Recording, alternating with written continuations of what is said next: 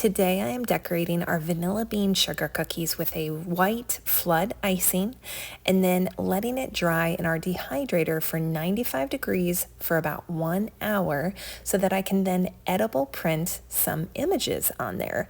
Now it's going to be a multi-tiered, multi-layered cookie effect. Once your cookie is dried, you pipe on a thick royal icing on top, and you can use the image on the bottom as a way or a guide.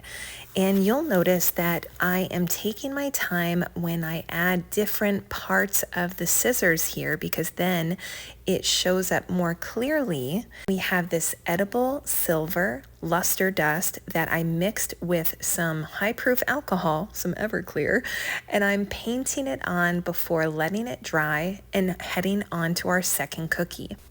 We are edible printing these cookies for the Master Barber Experience located in Lake Nona, Florida.